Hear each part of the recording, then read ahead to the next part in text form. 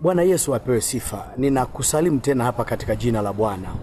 Nataka nikuambie maneno machache leo. Je, umerithi nini? Umerithi nini? Kitu gani ambao umerithi? Ama unarithisha nini watoto wako? Kitabu kile cha Petro, waraka wa kwanza wa Petro, ile sura ya kwanza na ule mstari wa 18, Biblia inasema hivi: nanyi mfahamu kwamba, hiyo ni Petro, waraka wa kwanza wa Petro, sura ile ya kwanza na mstari wa 18, inasema hivi: nanyi mfahamu kwamba mlikombolewa si kwa vitu viharibikavyo. Mlikombolewa si kwa vitu viharibikavyo, kwa fedha au dhahabu, mpate kutoka katika mwenendo wenu usiofaa mlioupokea kwa baba zenu. Mstari wa 19, bali kwa damu ya thamani kama ya mwanakondoo asiye na hila, asiye na waa, yani Yesu Kristo. Mimi nashangaa watu wanasema eti damu ya Yesu Kristo haikomboi. Damu ya Yesu inakomboa mpaka sasa hivi. Biblia inasema hivi: nanyi mfahamu kwamba mlikombolewa si kwa vitu viharibikavyo, ili mtoke katika mienendo isiyofaa mlioupokea kutoka kwa baba zenu. Nataka kusema ni jioni ya leo, unapoanza kuwa na familia, unapoanza kuwa mzazi, ni vizuri mume akamlinda sana mke wake, ama mke akamlinda sana mume wake. Mienendo isiyofaa inakuwa ni mienendo mibaya, inakuwa ni mienendo mibaya ambayo italeta matatizo kwa uzao wa watoto wako baadaye. Sio kila kitu ambacho unakipenda unaweza ukakifanya kwa ajili ya watoto wako. Ndio maana maandiko yanasema iko mienendo isiyofaa, lakini wazazi walikuwa wanaifuata, baba zako, babu zako walikuwa wanaifuata. Ni mienendo isiyofaa ambayo unatakiwa uokolewe, ukombolewe utoke kule. Ndio maana unakuta kuna vitu baba akifanya au mama akifanya anarithisha watoto. Mienendo ni mienendo. Siongelea habari ya mali, naongelea mienendo. Mienendo tunaweza kusema ni tabia, imani.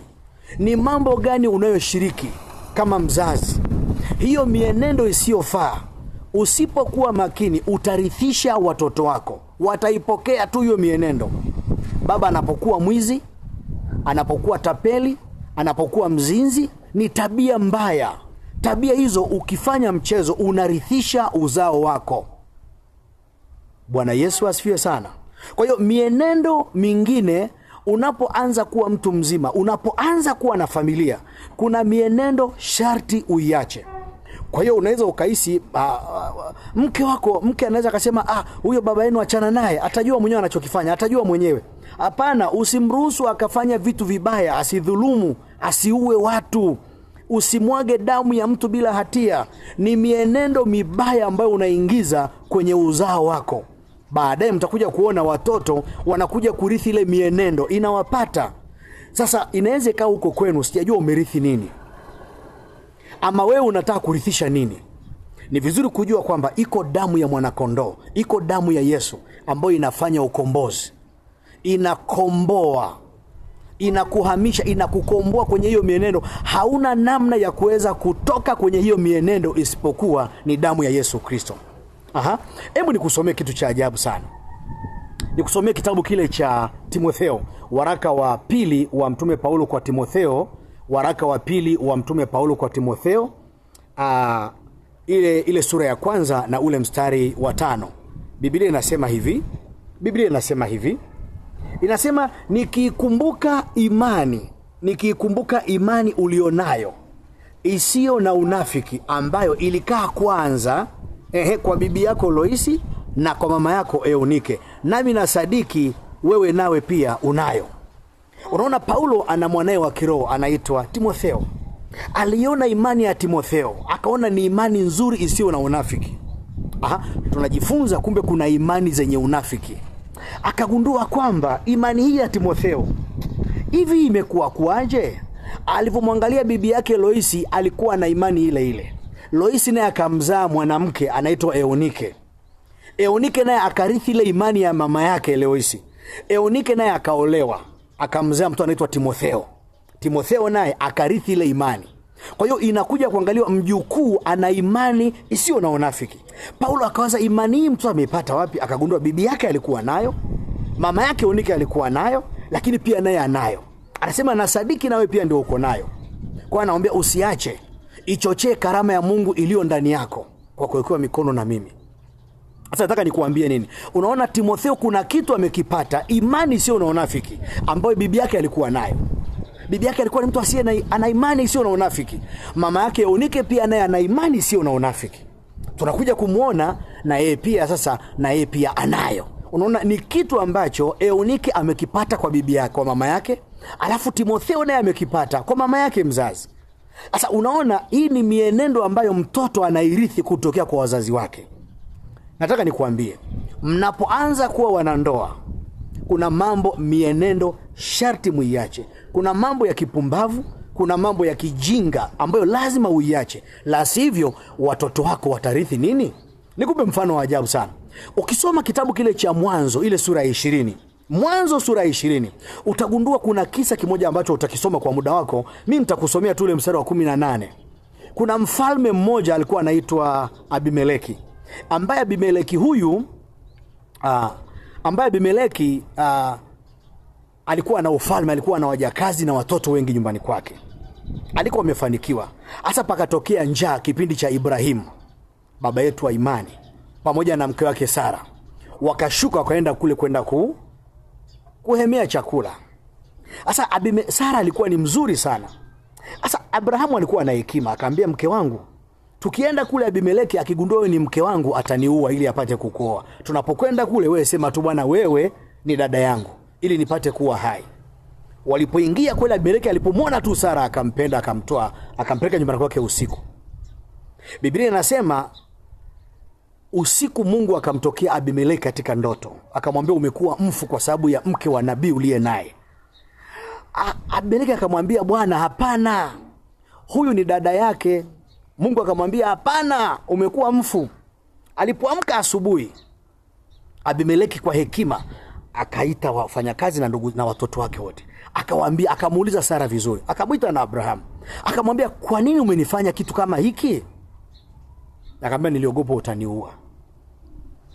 Mungu akamwambia Abimeleki, nenda kwa Abrahamu akuombe kwa maana ushakuwa tasa na umekuwa mfu. Sasa angalia mstari wa 18 unasemaje? Biblia inasema hivi, mstari wa 18. Biblia inasema hivi. Biblia inasema maana Bwana alikuwa ameyafunga matumbo ya watu wa nyumbani mwa Abimeleki wasizae kwa ajili ya Sara mkewe Abrahamu. Unaona Biblia inasema hivi, Abimeleki akasema nchi yangu iko mbele yako, kaa mahali upendapo. Naye akamwambia Sara, tazama nimempa ndugu yako fedha 1000, itakuwa kifunika macho kwako mbele ya wote walio pamoja nawe, nawe utakuwa na haki mbele ya watu wote. Ibrahimu akamuomba Mungu, Mungu akamponya Abimeleki na mkewe, naona, na wajakazi nao wakazaa wana. Kwa nini? Maana Mungu alikuwa ameshafunga matumbo ya Abimeleki wote na watoto hakuna kuzaa, mpaka mifugo yote ilikuwa isizae tena. Unaona tabia ya Abimeleki ya kupenda wake za watu. Amekwenda amempenda Sara, amemchukua. Na ule usiku Abimeleki alikuwa akipambana, lakini Mungu akamzuia. Hakuweza kumfanya kitu chochote. Unaona sasa kuna kitu tayari kilishaingia. Hajui Abimeleki, hajui. Lakini kwa sababu Mungu alikuwa anampenda mfalme Abimeleki akamwambia umekuwa mfu. Mfalme wa Gerari huyu umekuwa mfu kwa sababu ya mke wa Ibrahimu. Ndio akamwambia Ibrahimu njoo, akampa ng'ombe, akampa kondoo, akampa fedha Abrahamu akamwombea na Mungu akamponya. Kwa nini? Kwa sababu tayari alikuwa ameshaifunga nyumba hiyo. Wote ni matasa, hakuna kuzaa wote kabisa. Ni mienendo isiyofaa. Kwa hiyo baba unayenisikia mahali una familia, lazima kuna mambo uache. Unavotenda mambo ya kipumbavu, unaleta laana, unarithisha kitu kibaya, unaleta mienendo mibaya kwenye uzao wako. Unamwona Abimeleki ameingiza utasa kwa wafanyakazi, wajakazi, kwa mke wake, wote hakuna kuzaa kwa sababu tu ya kumtamani na kumchukua mke wa mtu. Nina habari njema jioni ya leo. Iko damu ya mwana kondoo inayofanya ukombozi. Leo hii watu wameingia kwenye matatizo. Watu wanaingia kwenye matatizo makubwa. Watu wamerithi mienendo isiyofaa. Na nataka nitoe ushauri kidogo. Nitakuja na somo siku moja hapa la wanandoa ama unayechumbia. Binti unayetaka kuchumbiwa, unayetaka kuolewa, kijana unayetaka kuoa, kuna mambo lazima uyafuatilie kwenye hiyo familia kabla ya kwenda. Hata kama umempenda kwa kiwango gani, narudia tena, hata kama ameokoka, hata kama unampenda kwa kiwango gani, lazima uchunguze hiyo familia. Usivutiwe na mtu kwa muonekano unaouona leo. Ni vizuri ukaiangalia hiyo familia, ukaangalia mienendo ya kwao. Ewe kijana unayetaka kuchumbia uoe mahali fulani, fuatilia kwanza huyo mke. Huko kwao, dada zake, mama yake, kaka zake, wazazi wake, familia ya kwao ni familia ya aina gani? Ina mienendo gani? Hii mambo ya kudandia tu barabarani huko lazima uache. Ewe binti unayetaka kuolewa na kijana fulani, kabla ya hatua zozote, fanya bidii uchunguze mienendo ya huyo kijana huko kwao pakoje. Baba yake mienendo yake, kaka zake, ndugu zake, mama yake, watu wa kwao, familia ya kwao ni familia ya aina gani? Ina mienendo gani? Usikurupuke tu. Ana sura nzuri, ana fedha, amesoma, yuko mahali pazuri, anafanya kazi mahali pazuri, ni mcha Mungu. Nisikilize nikuambie. Narudia tena, kuna mambo hayawezi kuondoka kwenye hiyo familia ya huyo mtu hata iweje, haiwezekani. Kuna mambo hayawezi kuondoka, waache. Usiseme kwamba atabadilika baadaye, nitambadilisha baadaye. Kuna mienendo, kuna imani, kuna tabia ambazo mtu ameshazirithi. Kuna maovu mengi yalishatendwa, kuna mienendo mingi ilishatendwa kwenye hiyo familia ambayo haijuzu mtu kama yeye kuingia kwenye hiyo familia. Ndio maana Mungu alikuwa anakataa sana habari ya kuoa ovyo. Aliwanyima wana wa Israeli, akawaambia hiyo nchi mnayokwenda kuingia, angalia usije ukaoa huko, msije mkaozesha mabinti zenu huko. Jiulize kwa nini Mungu alikuwa anakataa. Anamwambia Ibrahimu, hiyo nchi unayokaa usije ukaozesha kijana wako au mabinti wa hiyo nchi. Msifanye kitu kama hicho, itakuwa ni chukizo mbele zangu. Kwa nini Mungu alikuwa anazuia watu? Unaona, wakati Isaka anataka kuoa, anamwapisha mfanyakazi, nenda kule kwetu ukanitafutie kijana wangu mke, usichukue binti katika hawa jamii hao wanaokaa. Kwa nini Mungu alikuwa anakataa? Kwa hiyo nataka nikwambie, kuna mambo ambayo, sikiliza, sio mambo ya imani tu.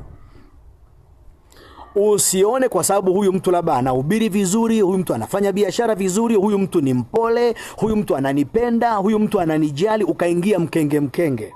Sio kila mtu lazima ushirikiane naye. Ni vizuri sana ukachunguza mienendo ya kwao. Fanya utafiti. Tafuta mama, baba wa hiyo familia, ujue. Tafuta mtu umtume, umpeleke ajue mienendo ya hiyo familia. Leo hii watu wamekuwa na vitu vya ajabu. Watu wanazaa watu wa ajabu, wanazaa watoto wa ajabu, wanakuwa na ndoa za ajabu, wana matatizo makubwa ambayo hayawezi kutatulika, kwa sababu ulipaswa kuchunguza kwanza kule ulikoenda. Hao watu uliojiungamanisha nao, hao watu wanafaa, ni watu sahihi? Huko kwa kuna mienendo gani? Nitakuja tena hapa vizuri zaidi. Naomba sasa popote unaponisikia, tumia hilo andiko la Petro, waraka wa kwanza wa Petro, kwamba tumia hiyo damu ya mwanakondoo ifanye ukombozi, ikukomboe kutokea kwenye hiyo mienendo isiyofaa ambao umeipokea kutoka kwa baba zako. Babu yako alikuwa ni mtu wa namna gani? Bibi alikuwa mtu wa namna gani? Kuna familia nyingi zina mienendo mibaya, mienendo ya kichawi, mienendo ya uganga, mienendo ya ulevi, mienendo ya uzinzi ambayo ni ngumu sana kuja kuitatua. Utakuwa umenielewa sana. Na kupenda sana. Na kuombea neema ya Mungu ikusaidie kwa haya machache ambayo umeyasikia. Nitakuja tena wakati mwingine. Mungu wangu akubariki na akutendee mema. Bye. Love you.